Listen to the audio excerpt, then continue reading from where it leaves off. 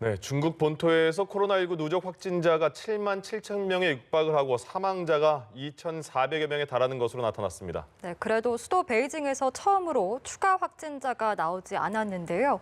하지만 이란과 일본 등 중국 밖의 상황은 오히려 악화하는 모습입니다. 김지수 기자입니다.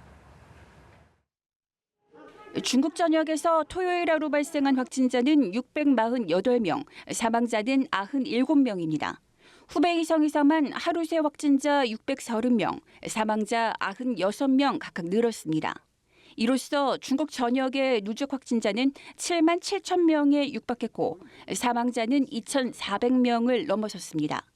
다만 수도 베이징에서는 집계 이후 처음으로 신규 확진자가 한 명도 나오지 않았습니다. 중국의 신규 확진자는 지난 18일 1,700여 명으로 정점을 찍은 뒤 나흘째 1,000명 아래로 유지되고 있습니다. 후베이성을 제외한 지역의 신규 확진자는 교도소 확진 환자 증가로 20일에는 258명에 달했지만 22일에는 18명으로 감소했습니다. 이런 가운데 중국 외교부가 한동안 중단했던 일일 대면 브리핑을 월요일부터 재개하기로 했습니다. 확산 둔화세에 중국 정부가 어느 정도 자신감을 갖게 된 것 아니냐는 관측이 나오고 있습니다. 하지만 중국 본토 밖 상황은 오히려 악화하는 모습입니다.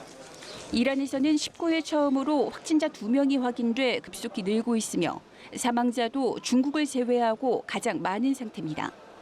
이탈리아도 확진자가 계속 늘고 사망자가 잇따르자 총리가 직접 나서 감염 지역을 중심으로 이동 제한 명령과 함께 프로축구 경기를 취소했습니다. 일본에서는 문제의 크루즈선에서 내린 60대 일본인 여성 한 명이 뒤늦게 확진자로 판정받는 일이 발생했습니다. 이에 따라 선내 추가 감염 우려가 없으며 하선에도 안전하다는 일본 정부의 판단이 적절했는지 의문이 커지고 있습니다. 연합뉴스 김지수입니다.